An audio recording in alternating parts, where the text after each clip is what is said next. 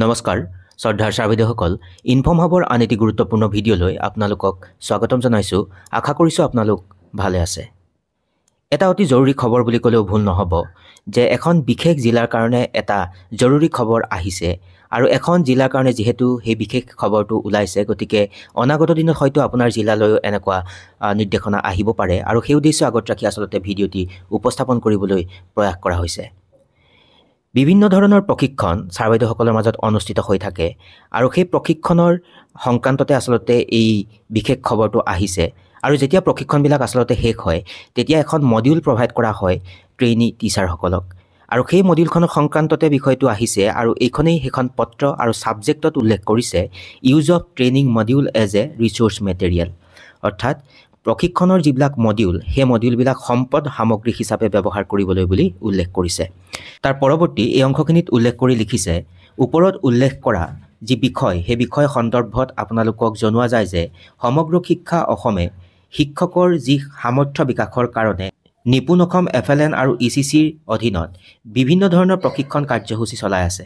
আৰু এই প্ৰশিক্ষণসমূহৰ অংশ হিচাপে বিভিন্ন প্ৰাসংগিক ক্ষেত্ৰ আৰু যিবিলাক বিষয়বস্তু আচলতে সেই বিষয়বস্তুবিলাকক অন্তৰ্ভুক্ত কৰি প্ৰশিক্ষণ মডিউলবিলাক প্ৰদান কৰা হয় আৰু এই মডিউলসমূহে আচলতে শিক্ষকসকলক শ্ৰেণীকোঠাৰ মসৃণ যি লেনদেন সেই লেনদেনত সহায় কৰে আৰু ছাত্ৰ ছাত্ৰীৰ বাবে যি শিক্ষণ যি ফলাফল সেই ফলাফলৰ প্ৰাপ্তি নিশ্চিত কৰাৰ এক গুৰুত্বপূৰ্ণ সামগ্ৰী হিচাপে আচলতে এই যি মডিউল সেই মডিউলবিলাকে কাম কৰে বুলি উল্লেখ কৰিছে।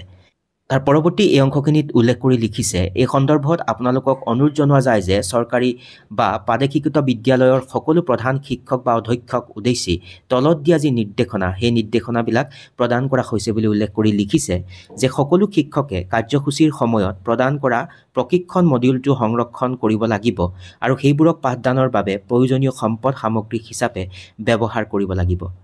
তাৰপিছত আৰু এটা অতি গুৰুত্বপূৰ্ণ কথা উল্লেখ কৰিছে যে যিসকল ছাৰ বাইদেৱে অৱসৰ ল'বলৈ বেছিদিন নাই, অৰ্থাৎ অৱসৰ ওচৰ চাপি অহা শিক্ষকসকলক তেওঁলোকৰ প্ৰশিক্ষণ মডিউল আৰু আনুষংগিক যিবিলাক সামগ্ৰী সেই সামগ্ৰীবিলাক বিদ্যালয় কৰ্তৃপক্ষক গতাই দিবলৈ পৰামৰ্শ দিব লাগে যাতে আন শিক্ষকসকলে অধিক ব্যৱহাৰ কৰিব পাৰে আৰু এই মডিউলসমূহক সামূহিক যি সুবিধা সেই সামূহিক সুবিধাৰ বাবে বিদ্যালয়ৰ সম্পদ সামগ্ৰী হিচাপে গণ্য কৰাৰ প্ৰয়োজন আছে বুলি উল্লেখ কৰিছে। তাৰ একেবাৰে শেষৰ এই অংশখিনিত উল্লেখ কৰি লিখিছে, this is for your kind information and necessary action, অৰ্থাৎ এইখিনি কথাকে কোৱা হৈছে যে যিবিলাক মডিউল প্ৰভাইড কৰা হৈছে বা আনুষংগিক মেটেৰিয়েল